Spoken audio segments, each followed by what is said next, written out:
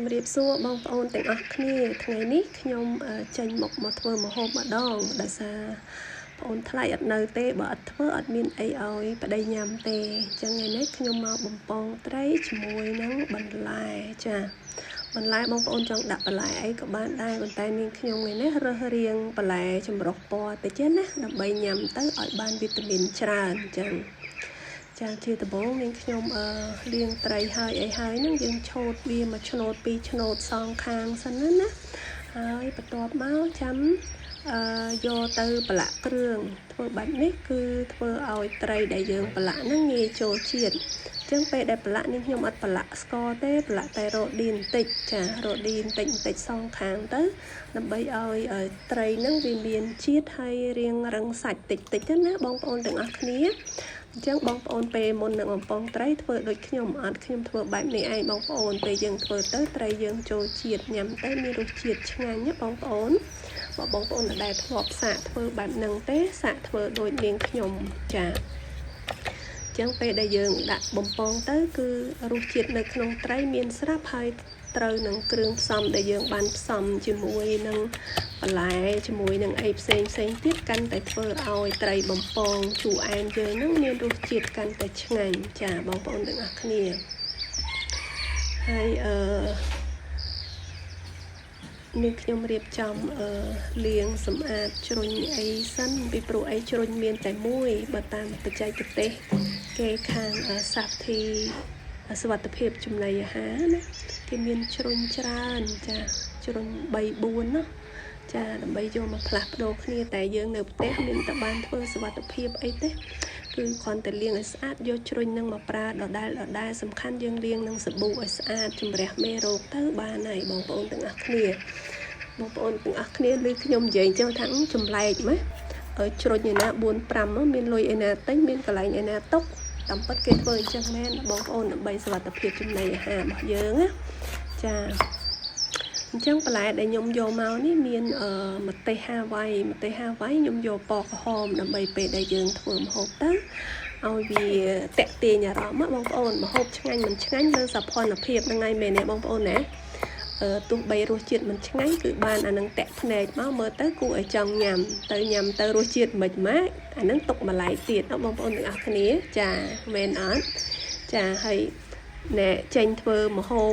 ថ្ងៃដំបូងរៀងដូចបន្តិចបន្តិចហើយខ្វះគ្រឿងនេះខ្វះគ្រឿងនោះដើរអញ្ជូនតែរហូតនឹងឯងចាហើយបន្លែទី2ហ្នឹងគឺម្នាស់ខ្ញុំយកម្នាស់មិនសូវជាទុំណាស់ទេរសគីល្មមដើម្បីឲ្យវាមានជាតិជូរអែមអញ្ចឹងយើងធ្វើត្រីជូរអែមហ្នឹងទៅវាបានចេញជាតិហើយក៏មានខ្ទឹមក្រហមមានប៉េងប៉ោះមានខ្ទឹមបារាំងតែក្នុងនេះខ្ញុំអត់បានថតបង្ហាញជូនទាំងអស់ទេថតសរុបនៅក្នុងមួយកញ្ច្រែងនេះតែម្ដងបងប្អូនទាំងអស់គ្នាចាអញ្ចឹងខ្ទឹមក្រហមហ្នឹងខ្ញុំហាន់រៀងដុំល្អិតខ្លះដើម្បីបំពងជាមួយខ្ទឹមសហើយនិងខ្ទឹមបារាំងហើយនឹងហាន់វាចំណិតរៀងវែងហ្នឹងទុកធ្វើដាក់ជាសោភ័ណភាពបន្លែចាបងប្អូនបើសិនជាធ្វើមួយមុខនេះមិនបាច់ក្បាច់ក្បូរដូចខ្ញុំក៏បានដែរខ្ញុំធ្វើនេះគឺដើម្បីថតទៅឲ្យឃើញស្អាតអញ្ចឹងទៅរៀងតែជិបចប់ក្បាច់ក្បូរបន្តិចអញ្ចឹងណាបងប្អូនទាំងអស់គ្នាហើយបន្ទាប់មកនេះខ្ញុំបកខ្ទឹមសហើយក៏ច្រាំរៀងឲ្យមកតែនេះអត់បានច្រាំនេះខ្ញុំធ្វើអញ្ចឹងវាឈ្ងុយជាងពេលណាច្រាំទៅវារៀងបែកអញ្ចឹងវាអត់ឃើញខ្ទឹមដុំល្អទេចាចឹងតិចធ្វើមិនស្រួលធ្វើតាមអញ្ចឹងបងប្អូនទៅតាមទម្លាប់ណាកុំឲ្យមើលតាមខ្ញុំទាំងស្រុងមើលតាខ្ញុំធ្វើម្ហូបអីហើយធ្វើតាមតិចរបស់បងប្អូនទៅបានហើយចាអញ្ចឹងឆ្លៀតពេលដែលហាន់បន្លែរួចនេះខ្ញុំក៏ប្រកាសភ្លើងបដាទៅដើម្បីឲ្យខ្ជូងកាត់នេះខ្ញុំប្រើចក្រានហ្គាសអីទេគឺប្រើខ្ជូងហ្នឹងប្រើខ្ជូងហើយក៏ដាក់ខ្ទះឲ្យរាងក្តៅសិនអញ្ចឹងទៅនេះខ្ញុំប្រើប្រេងបងប្អូននេះប្រេងបន្ទក់ប្រេងរបស់ខ្មែរយើងណានេះខ្ញុំយកមកប្រើល្អប្រើតើបងប្អូនហើយតម្លៃធូរថ្លៃទៀតហើយមួយទៀតហ្នឹងនេះខ្ញុំគិតថាចង់ជួយឲ្យ អាជីវកម្មរបស់ខ្មែរយើងហ្នឹងបានជឿនលឿនទៅមុខគឺផ្ដើមចេញពីយើងទាំងអស់គ្នានឹងឯងជួយជ្រោមជ្រែងគ្នាមិនមានអ្នកដទៃណាមកជួយជ្រោមជ្រែងស្រុកយើងទេមានតែយើងនឹងឯងណាបងប្អូនទាំងអស់គ្នាណោះហើយត្រីនេះដែរនឹងខ្ញុំប្រឡាក់មួយម្សៅពោតតិចតិចគឺ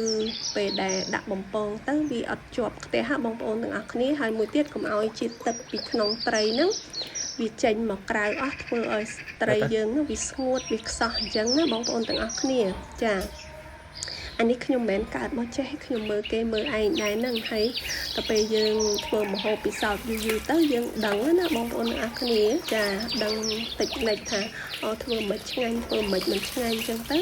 ពីមួយថ្ងៃទៅមួយថ្ងៃយើងរៀនពីវាម្ដងតិចយូរទៅយើងអាចធ្វើបានហើយម្ហូបយើងក៏មានរសជាតិឆ្ងាញ់អញ្ចឹងទៅណាបងប្អូនចាហើយបំពងហើយខ្ញុំអត់បានថតចាប់ដាក់ចានដាក់អីទេគឺដាក់ក្នុងចានភ្លុកតែម្ដងហើយឥឡូវនេះមករៀបចំបន្លែខ្ទឹមអីអញ្ចឹងទៅដើម្បីយកមកធ្វើម្ហូបហើយវីដេអូនេះអធិស្ឋានបងប្អូនទាំងអស់គ្នាហើយនេះខ្ញុំថតក៏វា full memory អញ្ចឹងទៅក៏ការធ្វើម្ហូបឈប់អត់បានទេវាទៅមុខហើយដូចអត្រីបំពងមិនអញ្ចឹងថតទៅវាដាច់វា full memory ទៅអញ្ចឹងទៅដាច់កន្លែងនឹងមួយបានតែសង្ឃឹមថាបងប្អូនចេះហើយបំពងត្រីមែនទេបងប្អូនទាំងអស់គ្នាចា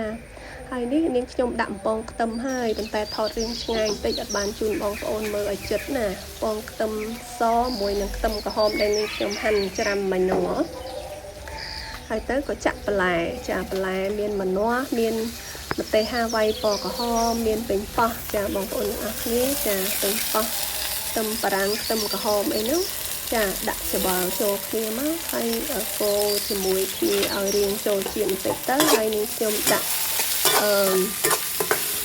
ប្រូឌីនបន្តិចអំបិលបន្តិចប្រេងខ្យងបន្តិចទឹកស្អ៊ីវបន្តិចហើយនឹងអីទៀតបងប្អូនស្ករសបន្តិចស្ករសដាក់បន្តិចបានហើយបងប្អូនណាដោយសារតែម្នាស់យើងរៀងផ្អែមហើយខ្ទឹមបារាំងខ្ទឹមក្រហមក៏រៀងផ្អែមដែរចឹងហើយដាក់ទឹកអំពិលទុំបន្តិចទៅណាបងប្អូនដើម្បីឲ្យជូរអែមហើយបើចេះម្ទេសក៏ដាក់ម្ទេសទៅកាន់តែឆ្ងាញ់ចាហើយនេះម្ហូបយើងគឺអាចញ៉ាំបានហើយបងប្អូនទាំងអស់គ្នាណាទំនេរអាចសាកល្បងវិធីនេះបានអរគុណច្រើនជម្រាបលា